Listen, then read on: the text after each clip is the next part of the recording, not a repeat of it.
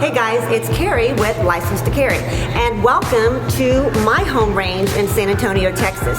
We are at Buck and Doe's Mercantile, and today we're going to talk about range etiquette and what to expect when you're going into the range and some protocols to follow.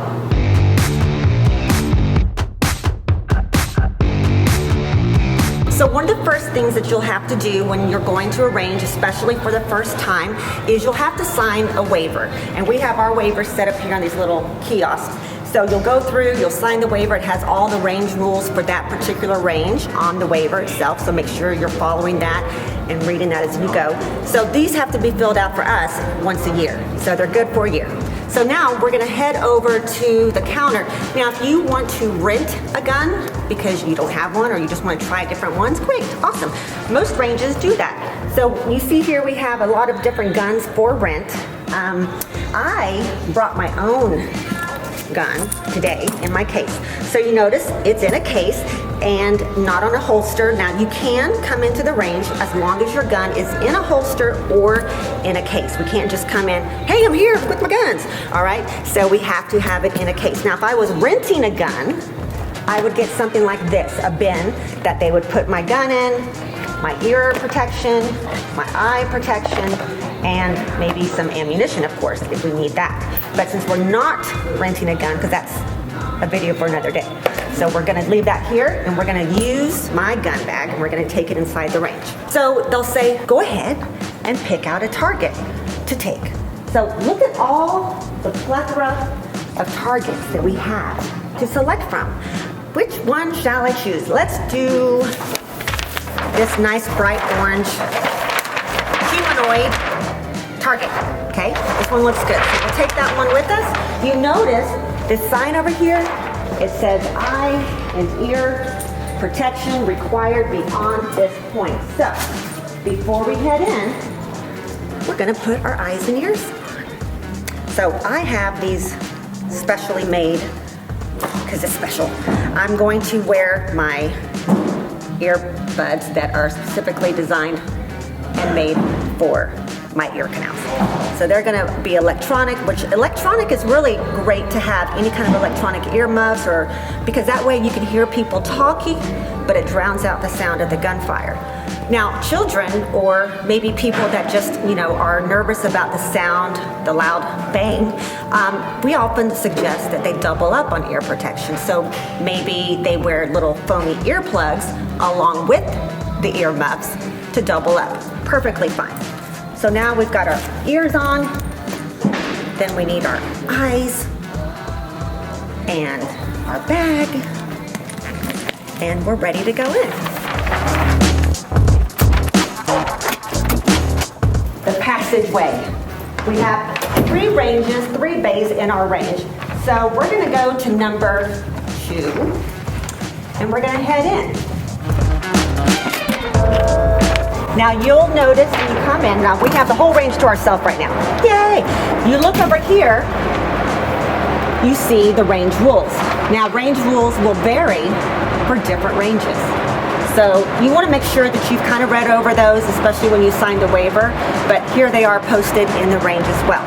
Okay, so another thing when you're going to the range is you want to wear high collared shirts, okay, and closed-toed shoes, no sandals, okay, because again, we have the brass going everywhere. So inevitably, if you wear a low-cut shirt, ladies, or a V-neck, or this happens to men too, those brass casings will go down your shirt. If they do, we don't have our gun and we're not like, oh my gosh, I've got brass down my shirt. Set the gun down and then clear the brass if you need to. Just be very conscious of that. And baseball cap, yes, that's a good idea too, to deflect the casings as well, if you so choose. So we're gonna pick a bench. So I'm gonna go right over here to this one. Oh look, someone already put my humanoid up for me. That's so nice. I'm gonna go ahead and set my bag up on the bench. And we want our gun already facing downrange, even when we unpack it for the first time. So I want to show you, this is really cool. A Girl in a Gun makes these bags, and you can get them on their website, but the muzzle in my bag, it's already showing that the muzzle is pointed downrange. So if you don't have a bag like this, what I would suggest is maybe putting a piece of tape with an arrow on your gun case or gun bag, or doing a Sharpie or something like that to indicate where the muzzle is facing. Okay, we're gonna open it up, take it out. My slide is already open. I'm gonna lay it down. You wanna have the chamber side open and up. That way, any range safety officer coming by could see that your gun is clear. And more importantly, you know it's clear. So we set out our magazine, set out our ammunition, and then we can just put everything else out of the way so that we don't have any clutter. I'm just gonna set it down here on this handy dandy bench. Okay, so we're all set up here, but I want to cover the safety rules, the universal safety rules, if you will. The first one is treat every gun as if it is loaded. So we're gonna show respect to every gun, regardless of whether we're super confident that it's clear and it's empty. We're going to treat it with respect, okay, as if it were loaded. The second rule is keeping your muzzle pointed in a safe direction. All right, so you notice my muzzle is already pointed downrange, okay? It's not turned to the side, because then I'm muzzling whoever is shooting next to me, okay? So we want to keep it pointed downrange. The third safety rule is keeping our finger off the trigger and outside the trigger guard until we've made the decision to shoot, okay? And I'll demonstrate that in a second. And then the fourth rule is know your target and what's beyond and around. All right, so again, what's beyond us is just metal. It's a metal trap. It's meant to catch the bullets. There's no cows back there. There's no tractors going by, tumbleweeds, whatever. All right, so for an indoor range, the most important two rules are muzzle direction, keeping it pointed down range, and trigger discipline, keeping that finger off the trigger until you've decided to shoot, okay? So now I've got my magazine, I have my ammunition. I'm gonna load it up with, let's just do 5 rounds. 1, 2, 3. You notice how I use the bench as leverage? So I'm not holding it up here, I'm keeping it down. All right, so I've got my ammunition in. I'm gonna pick up the gun, keeping it pointed down range, finger off the trigger. I turn it to the side so I can see what I'm doing. Put the magazine in, raise the slide, and we are hot. We are ready to go. Now, once you have loaded your gun, you do not set it back down, okay? We don't ever want to set a loaded gun back down on the bench, all right? So if I needed to take a break, I would do all the steps to remove the magazine, remove the ammunition out of the gun. There we go. And then I could set it down, okay? So that's very important to do that. All right, so let's reload it. All right, so we're gonna get ready and we're gonna shoot. I'm gonna make that decision in a minute, but I have my finger off the trigger for now. All right, take a look real quick at the target for a second. You notice where the X is? It's kind of in his stomach, okay? That would be a gut shot.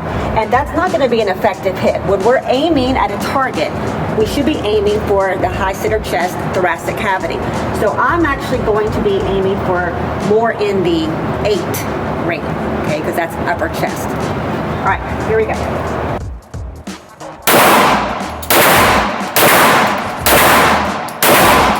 Empty, the slide is locked back. Now I can remove my magazine. And we've got an empty chamber and set the gun back down. And I could reload and keep going if I needed to. Okay, so I just shot my gun, but my friend Bob over here, he came to the range with me. I know you didn't see him come in, but he snuck in. All right, so he's over there and he's shooting a gun that I think I would like to try. So if you want to shoot someone else's gun in the range, that's fine as long as you have their permission. You don't want to touch anyone else's equipment without their permission, of course. So instead of Bob bringing me his gun, because the deal is, guys, you should not be transferring guns from one bay to the next. You're going to take your body and you're going to go to Bob's gun, okay? I'm going to go, and he's left his gun on the bench. Let's take a look. Ooh, nice, Bob. A revolver. Okay, so you notice we have it in a safe mode right now because with revolvers, just like with the semi-auto, we had the chamber slide locked open with the chamber side up. For revolvers, when you are clear, you have the cylinder up, and that way we can look through and see that it's empty, okay? So let's load. Bob, can I use your gun? Sure. Okay, thanks. All right, so we're going to load it up. Let's just do 6 rounds because that's what this holds, just for fun. All right, so I've got my ammunition. I'm going to close it up and let's check it out.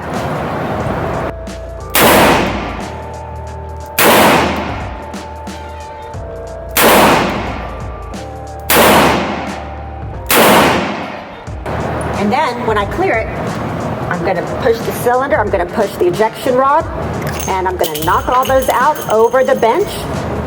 And then it's clear again. Yes. And we'll set it down. All right, so now let's talk about ceasefire. What if you see something that is not safe? What are you going to do? Anyone, when they're shooting on the lines, can call a ceasefire. Doesn't matter, okay? Anyone can call it. It doesn't have to be a range safety officer. What are some reasons that we might need to call a ceasefire? One might be if you see someone reaching under the bench to retrieve some shiny object, ceasefire, okay? Because that is not allowed. Do not reach under the bench to get anything that drops, okay? Later on, you can retrieve it with one of the little scooper thingies or something, but don't reach underneath. What if someone drops their gun? Again, ceasefire. What if you see someone's finger on the trigger and it's not pointed in a safe direction? Ceasefire. If someone's pointing that way or someone's pointing that way, ceasefire. So those are a couple of things to look for. Okay, so we're still on the range. We're the only ones out here, so I'm going to walk forward. But again, this would not be allowed if there were any shooters, obviously, on the range. So I want to talk about the targets.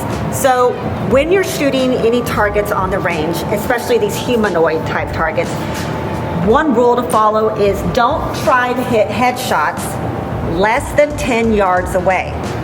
Why?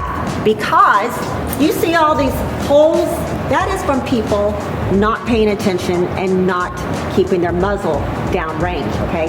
So if we have our target less than 10 yards and we're shooting headshots, you could inadvertently shoot the ceiling, which we don't want to do, okay? So just shoot the thoracic cavity or whatever you're going to shoot in this section here. Don't shoot up high so that you don't damage the range. Okay, so we were done shooting. We had some excellent target practice today. So now I'm going to put the equipment away. So we get our bag out. Again, your bag should be right there. Our muzzle is going to be pointed downrange. And we're going to put our empty firearm into the bag with our magazine. Place it in the gun case with our ammunition. So before I leave, we want to leave things as we found them. Did your mom teach you those kind of rules? She should. Okay, so what we're going to do is we're going to take a little broom and we're just going to sweep up any loose casings around our area. See that? It's actually very therapeutic. I enjoy it. All right, so we are done for the day, and I hope this was very informative for you, especially if you're a new shooter, you're coming to the range for the first time.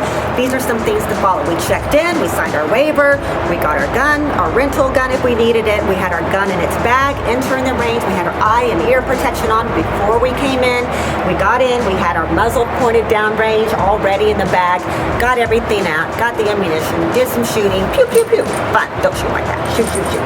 All right, and then we were done, so then we swept up our mess and we're good to go.